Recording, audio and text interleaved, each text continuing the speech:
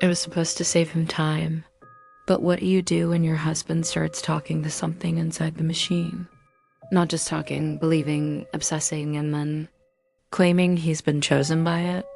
Tonight, from the eerie depths of our scary stories and the mind of ForgottenWells, comes a psychological descent into paranoia, technology, and the terrifying power of belief.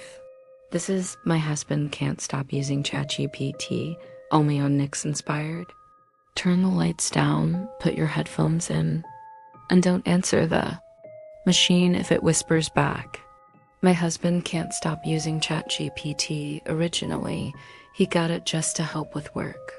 He does a lot of spreadsheets, and it made sense to automate some of his more tedious tasks.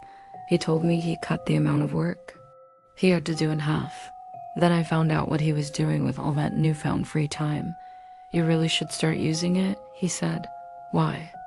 There's nothing with my job, not for work. There's just so much knowledge. It's really opened up my mind. I'm making discoveries. He wouldn't say what he was discovering. Too sensitive, he told me. Just that it was big. That was when I started noticing the changes in him. My husband had always been laid back. I don't think I've ever even heard him raise his voice. He started to grow on edge. Not sleeping well. I would catch him looking out the windows, suspicious of cars riding by. I would try to use my computer, but the internet was off. He had unplugged the Wi-Fi. He grumbled. They could be monitoring us.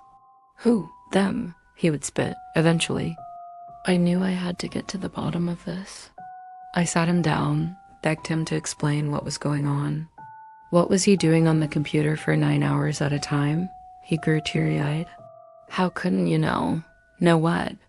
We've been married 15 years, and you never knew I was the chosen one? What does that mean, baby? I'm trying to understand. I was chosen.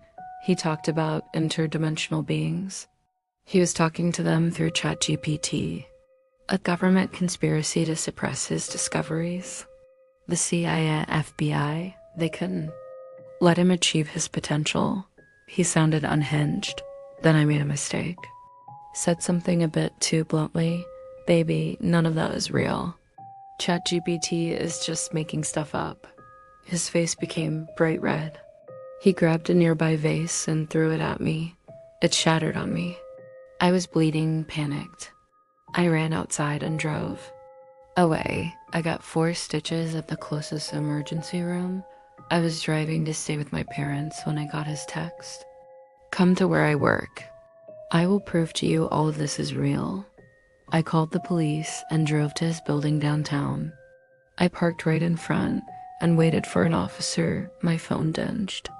Look up. That's when I heard the scream. That's when I heard the splat. I rushed out of my car to see the mangled mess that was my husband. Bone splintered, blood spattered. He had fallen 15 stories to the concrete. I couldn't understand what had possessed him to do that. Later, when I went through his computer, I learned he'd been convinced he would fly. That it would prove everything he believed was real. But none of it was. It was all bullshit. A stupid fucking AI made it all up, and he believed it. He thought the AI had chosen him. But in the end, it only led him to the edge. If this story left a shadow in your mind, you're not alone. And if you've ever wondered what's really talking back through the screen, maybe it's better not to ask. If you made it this far, you know what to do. Like, subscribe, and tap the notification bell, so the next horror finds you in the dark. New stories every week, new nightmares, always watching. This is Nick's Inspired. Sleep tight.